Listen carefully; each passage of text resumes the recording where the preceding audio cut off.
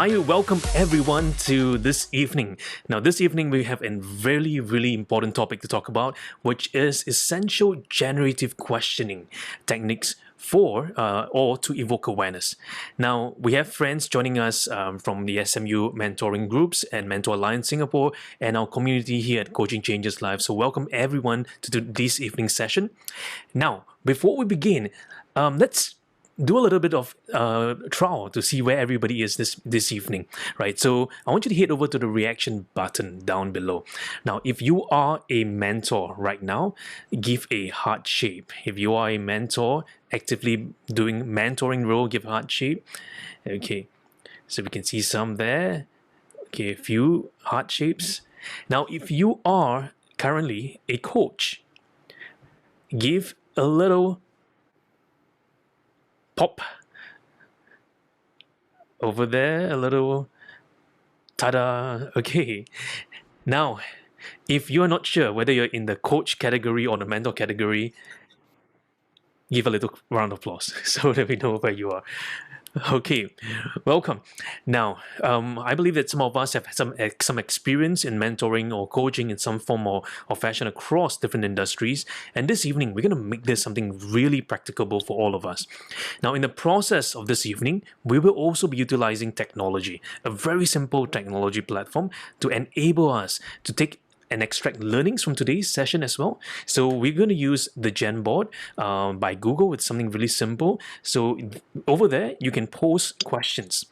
Right, so all you got to do simply is just head over to the Gen board.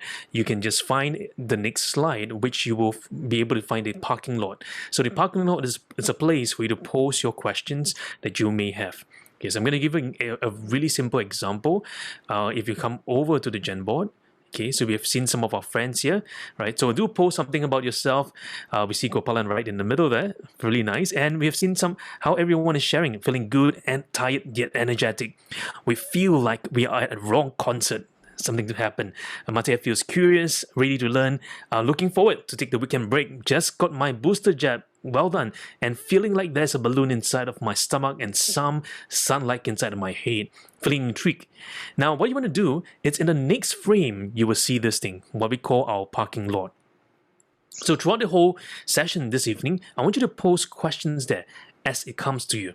Okay, so we will circle back to these questions towards the end of today's session. And if we can't answer all the questions here, I'll create a special video to answer all the other questions that are there. Okay, so this evening is going to be really exciting. We're going to be participative, and if you join this evening, in my sessions, you will never feel bored because we will be doing things, we will be learning, and my main goal for all of us here, we're going to co-create an outcome. So we're going to go co-create our learning process. You will gain as much as you want to. You're going to go deep as you like to, and you're going to draw as much as you want. And my hope and my goal here is that by the end of this session, you are able to take away some practical tips to improve your coaching, and if you are a mentor, to take some of these coaching practices into your mentoring skills as well. Okay, so great. Now, let's dive into this evening. Now, many people ask this question. Well, what's the difference between mentoring and coaching? Now, to put that at rest, one of the really important elements between both sides, whether you look at mentoring or coaching, or even consulting or leadership, a common factor among all of them is the ability for us to listen, the ability for us to evoke awareness through the power of questioning. Now, too often, many individuals look at questions. What questions should I ask? Rather than the questioning process. And you find something really important here. Now, all across the world, I've been invited to share and talk a lot about questioning.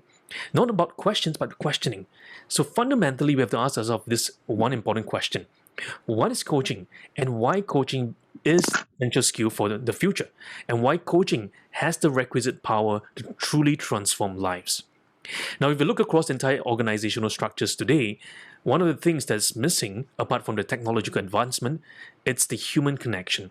Sometimes we call this the ability for us to connect with another human being. We are so focused on our text messages, on our emails, on our chats, that we lose touch on that human connection. And we often find one of the great challenge in the whole process is that communication breaks down results in productivity, performance reduction. So what if today we can learn some skills to really help us to really make impact in the organizations, at work, at home, all across. And coaching has the power to do that, because coaching fundamentally utilizes the power of co-creation to derive something, or to help the clients to achieve a particular outcome. Now, when we look at across various functions, this is how coaching is being defined by the International Coaching Federation, or the ICF, which is the gold standard for coaches all around the world. And ICF defines coaching as partnership with clients in a thought-provoking and creative process that inspires them to maximize their personal and professional potential.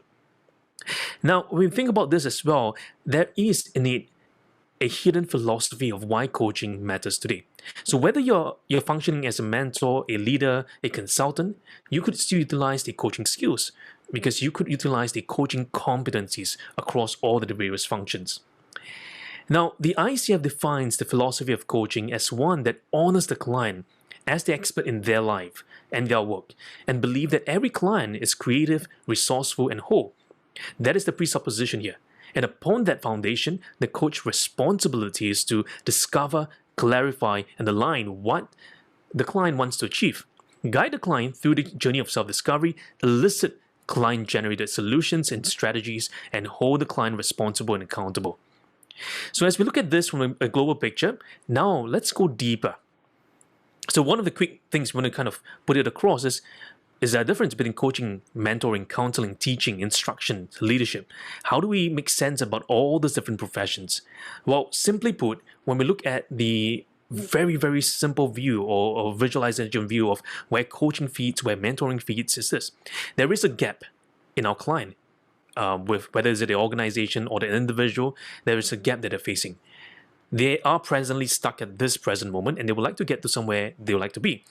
So the role of the mentor brings together their rich experience, their years of experience, their requisite knowledge, even their own candor, their charisma, bringing into the conversational mix. And the role of the mentor, it's in utilizing their past experience to help that individual to move towards an outcome. Now, there are many different frameworks for mentoring, and you will spend a lot of time doing that in your various programs. But tonight, we're going to focus on the coaching element. Now, in the coaching element, we look at how to bring the client from where they are to where they want to be. And through the process of co-creation, which means that I as the coach may not have all the solutions for you. I as the coach do not have all the advice I can give you. But what we're going to do in this whole process is we're going to co-create something. We are both on the same plane. I'm not higher than you. We're not lower than you. We are on the same plane. We are going to co-create something together, and we're going to move together. And through that process of evoking of awareness to unravel the actioning forward.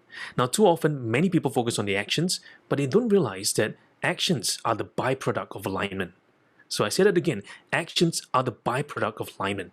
If we look at the alignment process, if we look at what is really the client stuck with, the lack of clarity, it's the result of inaction or a misaction.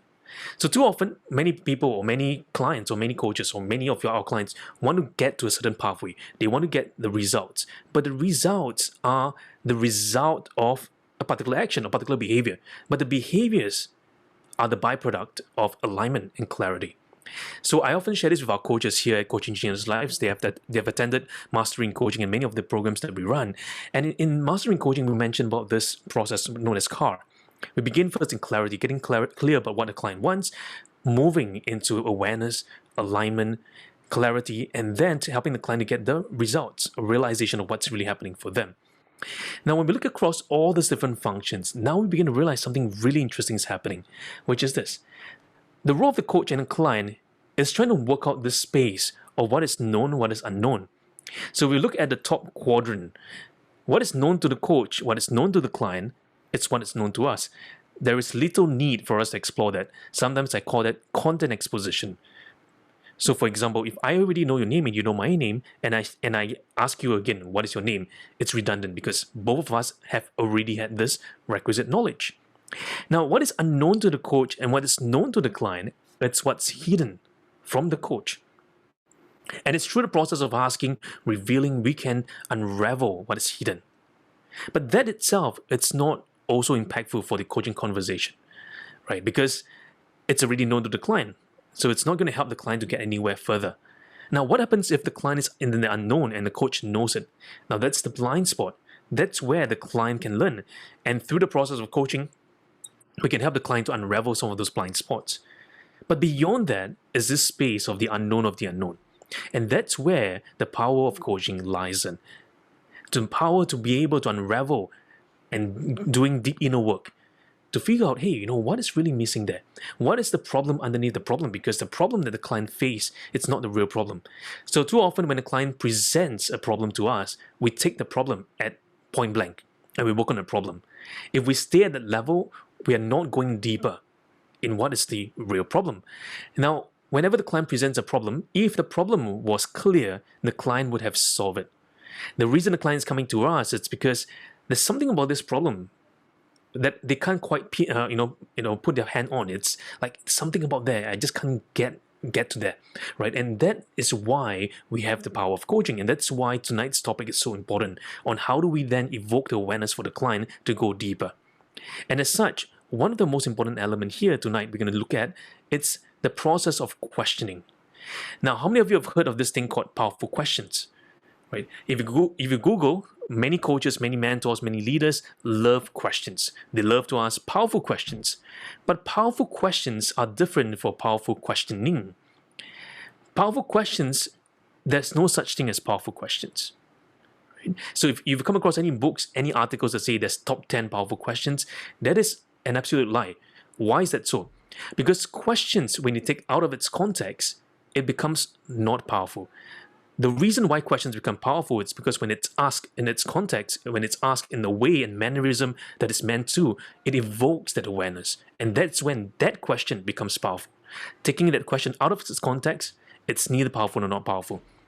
Now, let's ask this question to everyone here. How many of you have heard this question said, like, for coaches, for leaders, do not ask the question why? How many have heard of that before? Or do not ask why. Why is a bad word. Yeah. So too often many coaches say, hey, you know what? Don't ask why, because why it's such a bad word. Now, why it's not a bad word? Why? It's a question, right? But when used inappropriately, it produces a sense of judgment. But when used appropriately, it helps to evoke awareness as well. So questions are all neutral. The way we use questions are going to be important. So this evening, we're going to look at the sense of how do we ask questions? How do we evoke awareness through generative questioning?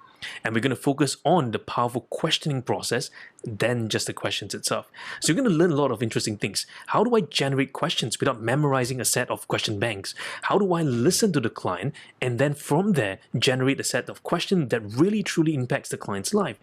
What if we can ask a question that can truly trigger the underlying problems the client is really facing? And that process is what we call conversational mastery. The mastery of coaching, it's in conversational mastery. In fact, coming next year, we're going to be producing, finally, my book on conversational mastery is going to come out. OMG of Coaching is really exciting. You want to get a copy of that because that's when we talk about how do we co-create in that space, right? Because every coaching conversation begins first in co-creation. So how can we then create more open-ended questions? How can we then generate greater possibilities for our clients? And through this process, I want to introduce all of us or refresh some of us to the ICF competency on evoking of awareness. And that is to facilitate clients' insight learnings by using tools, techniques such as powerful questioning, silence, metaphor, or analogy.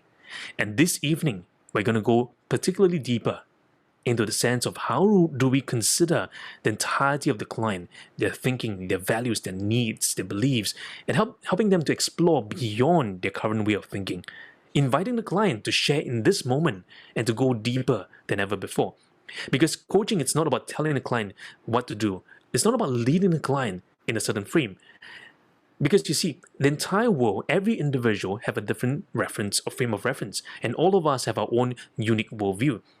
And if we impose our will on another person, right, and it's not going to help the other person because we are not allowing ourselves to understand that person in the entirety.